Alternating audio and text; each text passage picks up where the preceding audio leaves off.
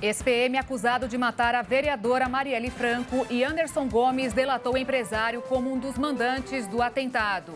E você vai ver também. De cada 10 pessoas afastadas do trabalho no ano passado, 6 tinham problemas na coluna e nos ombros. Tempo médio para concessão de benefícios do INSS caiu e está cada vez mais próximo à meta estabelecida pelo Ministério da Previdência. Ministro da Fazenda, Fernando Haddad, prometeu que vai apresentar nova tabela do imposto de renda ainda este mês. E a estreia com pé direito da seleção brasileira contra a Bolívia no torneio pré-olímpico. Tudo isso e mais você confere a partir de agora no Jornal das 18h30.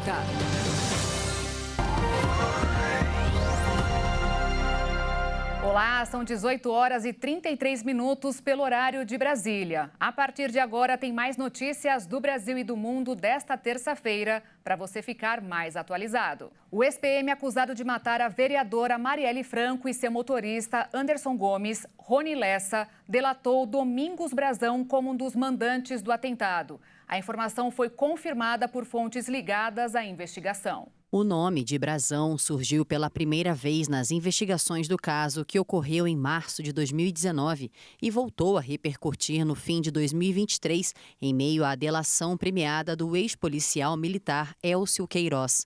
O autor dos disparos que mataram Marielle Franco e Anderson Gomes teria delatado o ex-deputado estadual Domingos Brazão, conselheiro do Tribunal de Contas do Rio de Janeiro, como um dos mandantes do assassinato. A informação foi confirmada pelo site Intercept Brasil nesta terça-feira. Preso desde 2019, Lessa fez um acordo de delação premiada com a Polícia Federal na semana passada para revelar novos detalhes do caso. O acordo ainda precisa ser homologado pelo Superior Tribunal de Justiça. A vereadora Marielle Franco e o motorista Anderson Gomes foram atingidos por ao menos 7 tiros na cabeça, no pescoço e nas costas, na região central do Rio de Janeiro, quando o carro que estavam os criminosos emparelhou e disparou contra a vereadora e o motorista. A cada ano que passa, o brasileiro sente que o poder de compra diminuiu. E é bem assim mesmo. A inflação não acompanha o salário mínimo. A quantia que você gasta hoje não compra quase a metade do que de 10 anos atrás. Você já reparou que a sua lista de compras tem diminuído de alguns anos para cá? O básico, como arroz, feijão, macarrão, leite e açúcar. E os extras, como queijo, carne, biscoito e Danone, já não conseguiam compartilhar o mesmo espaço nos carrinhos de compras. Mas por que será que isso aconteceu? O poder de compra do brasileiro foi corroído quase pela metade entre 2013 e 2023. Isso porque o preço dos produtos nos mercados quase dobrou, enquanto o salário médio anual ficou praticamente estagnado. O Índice Nacional de Preço ao Consumidor Amplo, o IPCA, considerada a inflação oficial do país, subiu 88% em 10 anos. O salário médio anual do brasileiro, considerando o 13º e férias, por sua vez, aumentou cerca de 3% no período. Voltando a falar sobre a ida ao mercado, há 10 anos, se você fosse comprar com R$100, era possível montar uma cesta de 13 produtos básicos. Mas, considerando as correções, até o ano passado, os mesmos R$100 não compram metade das mercadorias selecionadas. Em 2013, o quilo do arroz branco tipo 1 era de R$ 2,27. Já em 2023, o preço do mesmo arroz passou para R$ 4,44. Após perceber essa realidade, o cliente trabalhador só tem duas opções: ou desembolsar mais para comprar a mesma quantidade de produtos ou cortar alguns itens da lista de compras. Os especialistas apontam para dois grandes motivos para essa redução no poder de compra do brasileiro: a inflação relevante e a baixa produtividade profissional. Isso porque o Brasil não tem um período deflacionário nos últimos 10 anos, ou seja, ano após ano, os preços de itens compilados pelo Instituto Brasileiro de Geografia e Estatística, o IBGE, subiram e o salário não. Enfim, para que o brasileiro não perdesse o poder de compra, segundo economistas, o salário precisaria ter aumentado aproximadamente 88% no período de 10 anos. percentual equivalente ao acumulado do IPCA de 2013 a 2023. Na prática, o salário teria que quase dobrar para a pessoa recuperar o poder de compra e conseguir adquirir a mesma quantidade de itens que em 2013. Hoje, a seleção brasileira de futebol estreou com o pé direito no torneio pré-olímpico. E na Copa São Paulo de Futebol Júnior vai ter clássico interestadual na final. Quem traz mais informações para a gente é o jornalista Igor Ciconello. Boa noite, Igor. Boa noite, Beatriz, e a todos que nos acompanham. É isso mesmo, foram conhecidos os finalistas da Copa São Paulo de Futebol Júnior. Duas camisas pesadas e de tradição do futebol brasileiro. De um lado, temos o todo-poderoso Timão, que vai em busca da sua 11ª taça da Copinha. E para chegar até a final, o Corinthians venceu o Novo Horizontino por 3-0, com o apoio de mais de 42 mil torcedores em sua arena. O nome do jogo, Arthur Souza. O camisa 9 da Fiel marcou os 3 gols da vitória do Timão sobre o clube do interior paulista. O primeiro deles de letra. Uma verdadeira pintura que abrilhantou ainda mais a campanha do Alvinegro, que já é histórica. E olha só, é bom o atacante Yuri Alberto, tão amado pela fiel torcida, tomar cuidado e abrir o olho, pois a jovem promessa está pedindo passagem. E o adversário do Corinthians será o Cruzeiro. A Raposa venceu o Flamengo por 2-1 na Arena Barueri na noite de ontem. Os gols do clube mineiro foram marcados por Bruno Alves e Gui Meira. A última participação do Cruzeiro na final da Copinha foi em 2007, quando conquistou seu único título ao bater o São Paulo. Agora, os mineiros vão com tudo para tentar outro troféu diante de um clube paulista. A decisão da Copinha está marcada para esta quinta-feira, às 13h30 da tarde, pelo horário de Brasília. O palco da decisão será a Neoquímica Arena, casa do Corinthians. O Igor, conta pra gente como que foi a estreia da seleção brasileira na Venezuela. O Endrick marcou gol? Beatriz, eu costumo dizer que é mais fácil o mar secar do que não ter gol do Endrick, pelo menos um na partida. E hoje não foi diferente. A joia palmeirense mais uma vez brilhou, logo aos 4 minutos de jogo, com uma assistência do urso John Kennedy. Ele abriu o placar e abriu caminho para a vitória parcial da seleção brasileira contra a Bolívia no torneio pré-olímpico. Eu digo parcial, pois o jogo está na reta final e o Brasil segue vencendo por 1-0. O torneio é muito importante, viu, Beatriz? Pois serve de qualificação para as Olimpíadas de Paris, que terá início no dia 26 de julho. Agora, o Brasil volta a campo no dia 26 para enfrentar a Colômbia. E sobre o Oriente Médio, Igor, você tem alguma informação de como anda o futebol por lá em meio à guerra entre Israel e Palestina? Então, Beatriz, vamos falar agora sobre a histórica seleção da Palestina. Hoje, os palestinos venceram Hong Kong por 3-0 e se classificaram pela primeira vez para as oitavas de final da Copa da Ásia. Tanto a vitória quanto a classificação são inéditas, pois a Palestina nunca havia vencido um torneio continental, no qual participa pela terceira vez e, consequentemente, ainda não tinha passado da fase de grupos. A vitória teve gols de Odaí Dabag e Zeid Kumbar. Com isso, a Palestina chegou aos 4 pontos e se garantiu com uma das 4 melhores campanhas de terceiras colocadas da Copa da Ásia. O adversário da Palestina nas oitavas de final ainda vai depender da definição dos outros grupos, mas está entre a Austrália e o Catar, anfitrião e o atual campeão. Muito obrigada, Igor, pelas suas ricas informações. Amanhã eu te espero com mais atualizações do futebol.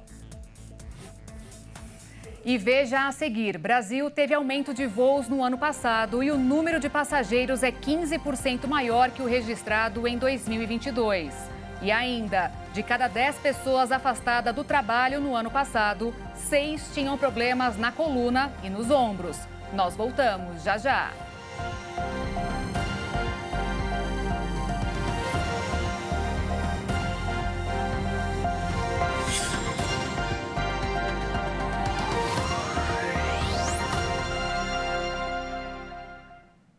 Às 18h44 pelo horário de Brasília, o Jornal das 18h30 está de volta. Mais de 2,5 milhões de pessoas foram afastadas por doenças relacionadas ao trabalho no ano passado.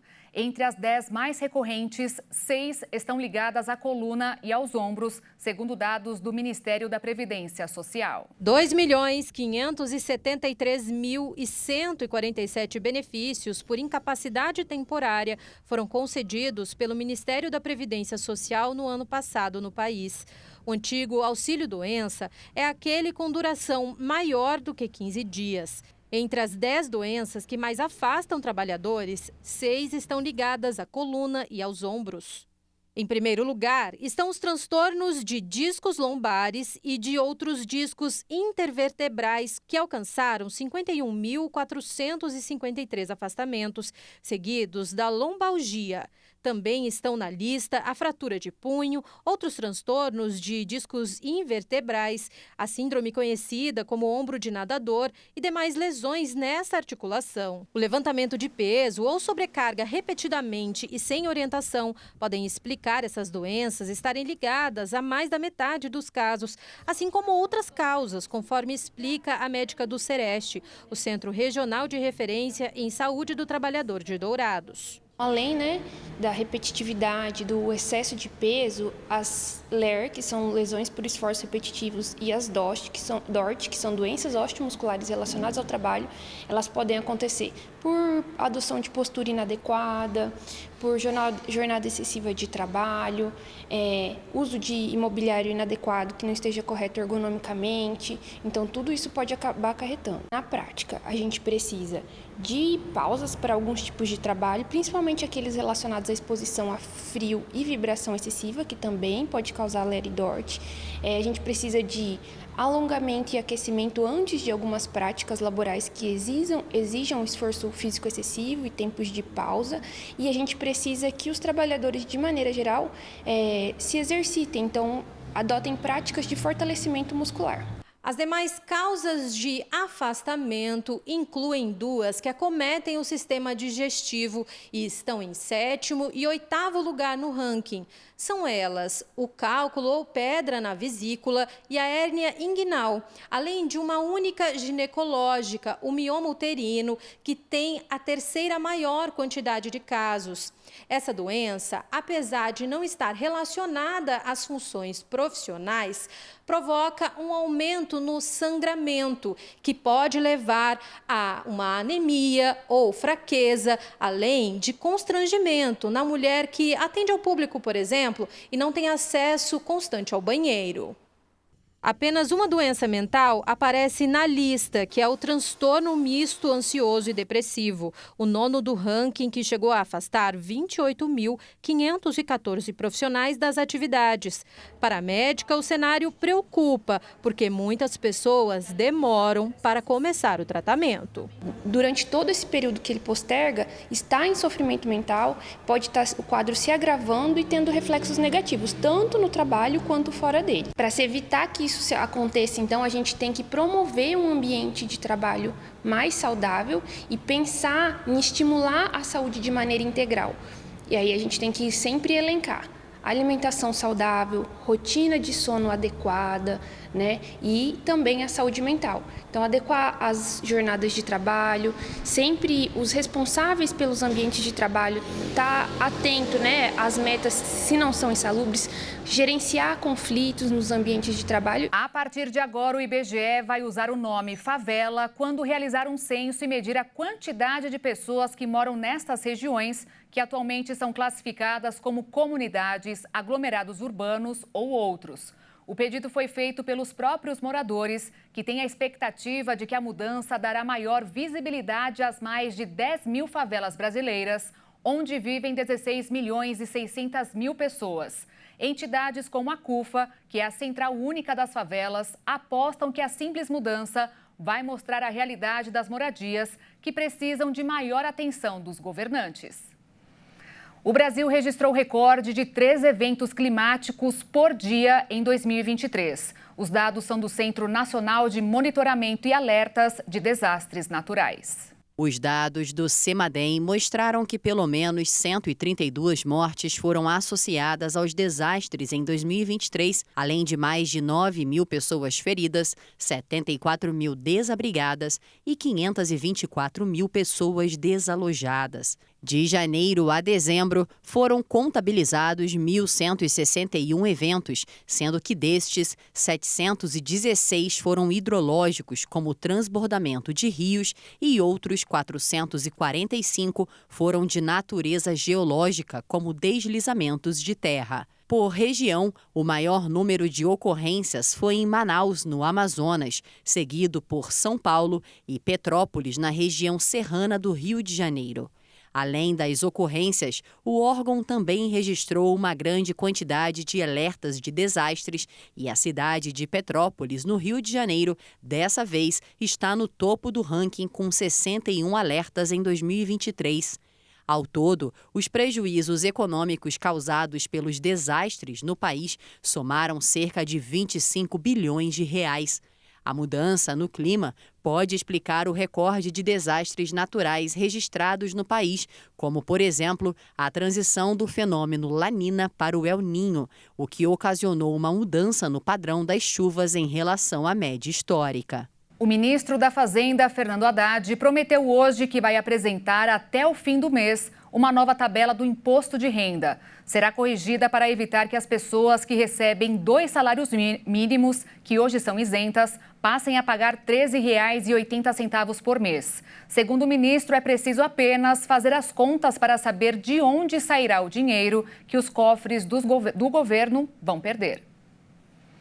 O Brasil teve aumento de voos no ano passado e o número de passageiros é 15% maior que o registrado em 2022. O resultado é melhor do que o registrado no primeiro ano da pandemia, mas ainda abaixo de 2019. Exatamente. Em 2023, o setor aéreo brasileiro movimentou mais de 112 milhões de passageiros. De acordo com a Agência Nacional de Aviação Civil, esse é o melhor resultado anual desde 2020, quando teve o início da pandemia de Covid-19. Em relação a 2022, a movimentação cresceu mais de 15%. No mercado doméstico, foram registrados 91,4 milhões de passageiros e no internacional, esse número ultrapassa 20 milhões. Dentre os aeroportos, o de Guarulhos manteve a liderança, seguido de Congonhas e Brasília. O aeroporto Internacional do Galeão, que já esteve no top 5, ficou em 12º lugar. Sobre as companhias, a Latam manteve a liderança e foi a companhia aérea brasileira que mais transportou passageiros no último ano. Foram mais de 33 milhões.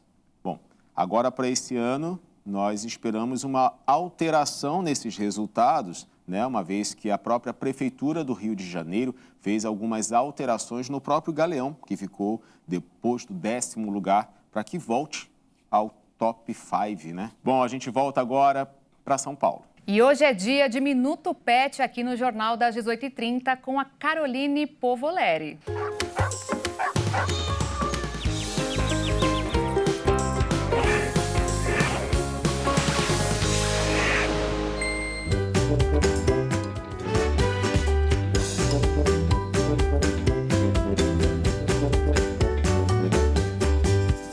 Boa noite, Carol. Quais são os assuntos que você trouxe para a gente hoje? Boa noite, Beatriz, e a todos aqui ligados no Jornal das 18h30. Beatriz, quando o assunto é dar remédio para cachorro ou gato, muitos tutores já sentem um friozinho na espinha, porque a tarefa pode não ser muito fácil. Eu sei bem como é isso. No vídeo, nós vemos que a mamãe do Pinscher tentou camuflar o remédio no meio de pedaços de frango desfiado, mas a tentativa do tratamento foi em vão, porque o espertinho percebeu e logo cuspiu. Por isso, nós trouxemos aqui no Minuto Pet de hoje o médico veterinário e especialista em comportamento canino, Juliano Farias. Boa noite, Juliano. Seja muito bem-vindo. Boa noite, tudo bem, Carolina? Boa noite a todos os espectadores. Espero poder ajudar com essas dicas rápidas, e que chegue a todos. Doutor, quais são as dicas, para ajudar aí quem precisa dar comprimido para um cachorro ou um gato? Vamos lá, então. No caso do vídeo, do cachorrinho que conseguiu descobrir o comprimido ali, A primeira dica é lembrar que o cão ele é esperto. O primeiro sentido do cão é o olfato. Então você pode esconder lá que ele vai achar. Então assim, a técnica mais eficiente que tem é a gente pegar o comprimido na ponta do dedo, com uma mão, carinhosamente a gente vai abrir a boca dele e colocar esse comprimido o máximo que a gente conseguir lá dentro e fechar a boca. O cão ele vai passar a língua nos lábios assim que ele deglutir. Que aí a gente sabe que ele, naquele momento, ele deglutiu o comprimido, e se acaso tiver outro comprimido a ser pago, dá um pouquinho de água antes para ele adentrar lá ao estômago, tá bom? Essa seria a dica mais eficiente, né, no caso. E doutor, quando esse truque não funciona, né? Essa dica não funciona, como é o caso do vídeo aí que a gente viu, tem alguma outra opção de medicar o cãozinho ou o gato? Sim, vamos lá. No caso dos cães, a gente primeiro tem que entender se o animal, por exemplo, ele gosta de um petisco, no exemplo. Se ele gostar de um petisco, a gente pode tentar embrulhar esse comprimido no petisquinho, né, e oferecer para ele. Fora isso, a gente tem também os manipulados, né, então tem medicação que a gente já consegue manipular com sabor, por exemplo, né, para ele conseguir comer mais fácil. E no caso dos felinos já é um pouco mais difícil. Por quê? Porque os felinos, a gente já tem uma dificuldade maior. Então, existe hoje, eu coloquei um exemplo aqui, não é essa, tá? Mas tem uma seringuinha que a gente coloca, ela tem uma borrachinha na frente, a gente coloca um comprimido aqui e a gente consegue, com a seringa, colocar na boquinha do felino e colocar lá dentro. Lembrando que no felino a gente não pode estressar ele muito. Então, o que eu sempre indico é o quê? Que os tutores façam um treinamento para que ele aprenda a comer os comprimidos. Antes de, né, já vai ensinando antes de precisar, porque quando precisa e não está treinado é mais difícil. E doutor Juliano, uma pergunta. Pode cortar ou amassar o comprimido sem que ele perca a sua funcionalidade?